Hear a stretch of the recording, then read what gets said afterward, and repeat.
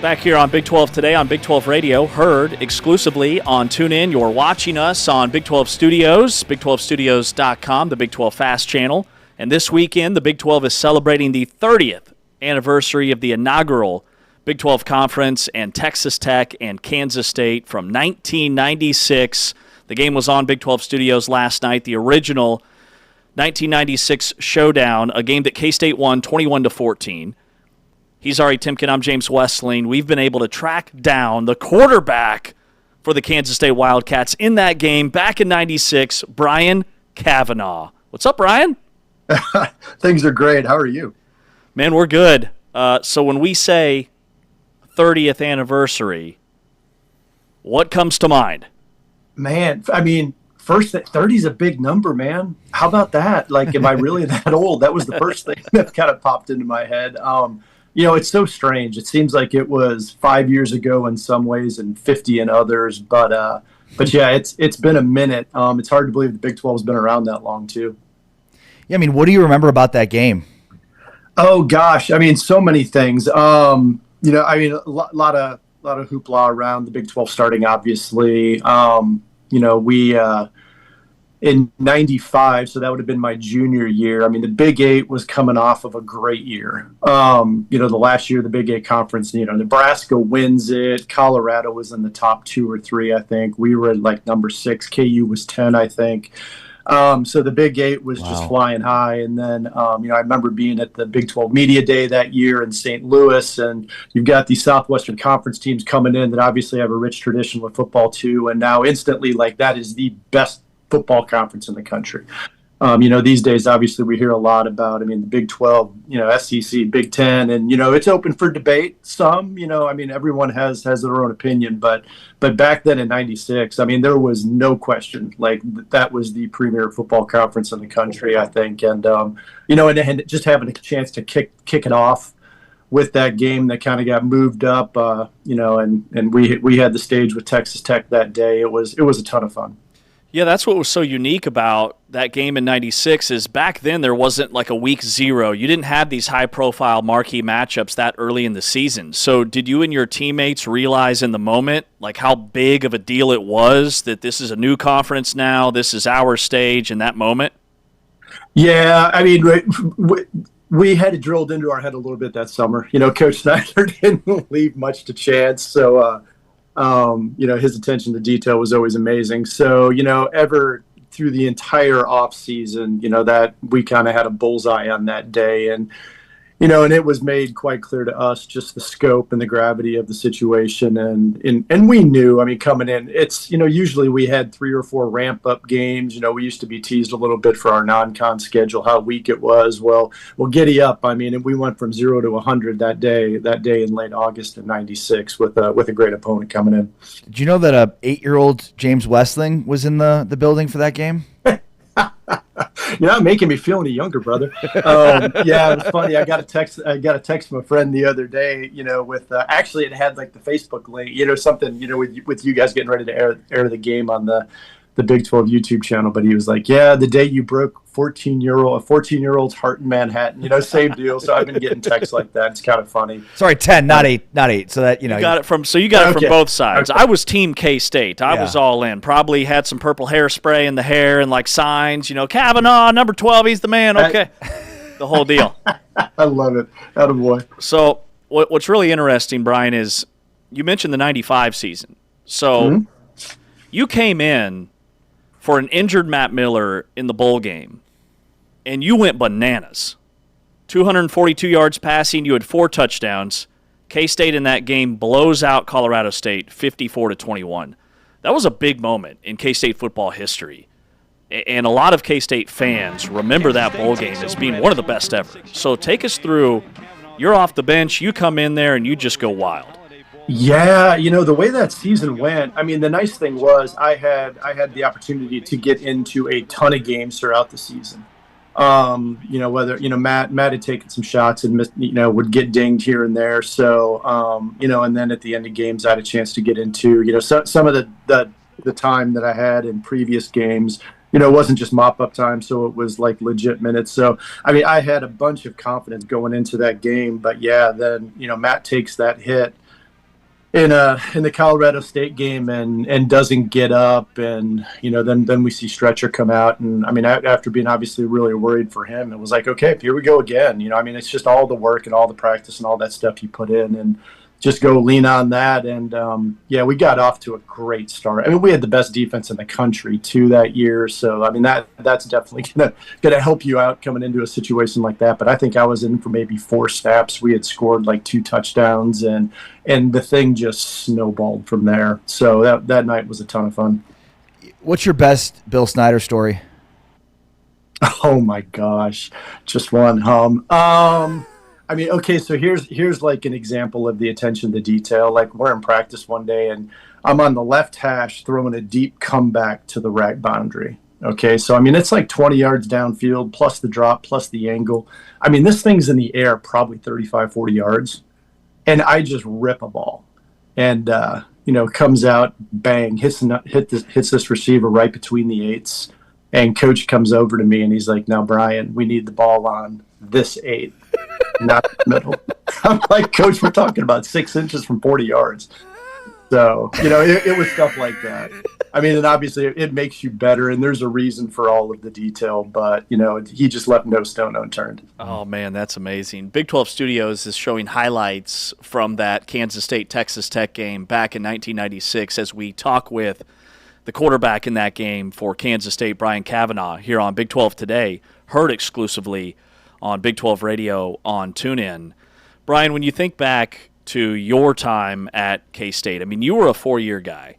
We'd love to hear your story and how you got connected to the K-State program, and then just your thoughts on how much has changed in college football and where you sit on NIL and the transfer portal and everything else that is different today. Yeah, boy. I mean, me personally, it was kind of unique just because I grew up outside of Chicago. It really looked like I was going to end up closer to home in the Big Ten. Kind of had, long story short, kind of had a freak deal happen to me my senior year. Ended up in the hospital sick.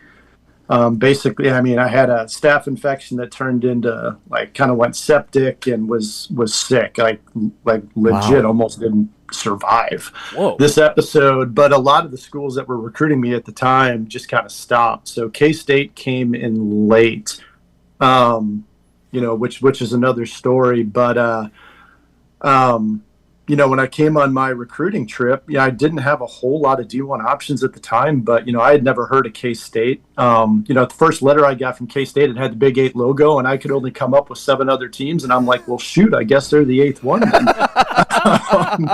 But I went down on the visit, and Coach Snyder, met him for the first time, and he told me about the history and, you can go here or there and go be a part of history that's already been written, or you can come here and be a part of the biggest turnaround in college football history. And it just spoke to me. So that's what I decided to do. And so came down and, and just, everything I got a chance to do and see and throughout the turnaround and, first 4 bowl games in K-State history and all that was amazing. But boy, college football has changed a bit, hasn't it? And I think, NIL and the transfer portal and all that stuff is good. I mean, I feel like they let the genie out of the bottle way too soon. And once it was out, you couldn't get that sucker back in. And NIL, I always kind of thought it was like, okay, if people are making money off of your name and likeness, you get a piece of that, right? Because they were selling our jerseys back in the day, but we didn't get anything for that. But now it's just flat, just kids getting paid and things like that. So, I'm all for, kids being able to take advantage of these opportunities, but a little more regulation and not quite the wild, wild west up front, probably in hindsight would have been a really good deal to kind of reel it in. Yeah, well said. From Naperville, are you a Bears fan? I am a Bears fan. Let's go. Yeah, I grew up in the northern suburbs of Chicago, so. Okay, there you go. But Bears, I went to KU. I went to KU, Brian. Hey, nobody's perfect, man. It's all good. But you said you're a White Sox fan too? I am. Let's go. Let's go. All right, we agree on that one. At least you're not a Cub fan. Way to go. Absolutely. Yeah, and I've cursed my boys with that too. So they're still diehard That's Sox amazing. fans, living through the struggles. Wouldn't have thought there'd be White Sox fans in Salina, Kansas, but here we are. That's amazing. Better believe it. And way to get them on the Bears instead of the Chiefs with how good the Chiefs have been. I know. Exactly. Yeah, they've stayed true. Love it. They've stayed true. That's amazing. Brian, so K-State in the 96 season, you guys played BYU in the Cotton Bowl. How weird is it now, 30 years later, for K-State and BYU to be in the same conference? Because I remember back in 96, like K-State's playing who in the bowl game, and here we are, we fast forward, and we're all on the same team. Yeah, no, absolutely. Well, and a few of the teams that I mean, Cincinnati's another one that I played. I mean, who would have thought that we'd be in a world where, now all of a sudden Cincinnati's in the same conference with K-State too. BYU's still a little strange to me. I mean, I still remember being a kid growing up watching the late night WAC games with Detmer and Ty Detmer and McMahon and all that stuff. So so to have BYU and Utah and all that in the Big 12 now is a little unique. But we've got some cool destinations to go to on road games, though. Mm-hmm. Yeah. So there's that. Did you guys have any sense of the histrionics involved? And I mean, and obviously not in the moment, but I guess when that game kicks off, is there any sense of wow, this is a big deal? Beyond it's a college football that game back with Tech. Yeah. I mean, big deal, yes, but the entire, I mean, I guess how big a deal? No, not really. It's kind of funny because it was down the road. All of a sudden, one day I'm listening to sports radio in Kansas City or something, and it was a trivia question. They're who scored the first touchdown in Big 12 history? And I was like, oh, well, heck, I know that dude. It was me. Stuff like that. I'm like, wow, never really put that together, at the time. So, things like that, it's fun. I mean, it gives me something good for two truths and a lie, icebreakers and things like that these days. That's awesome. Was that first touchdown the quarterback sneak or was it a pass? Okay, so actually, the first rushing touchdown was the sneak, but then I have the first passing touchdown actually with there was a little tunnel screen that we hit. Jimmy Dean scored the first receiving touchdown in Big 12 history. Wow. Jimmy Dean, the sausage man. Jimmy Dean. Yep, there you go. All right, Brian, you told us a great story about practice and how Bill Snyder was so detail-oriented. Give us one play from your career from that year, not necessarily that Tech game. You can go there if you want. But what's one highlight reel moment that you carry with you to this day that you'll never forget? Oh, gosh.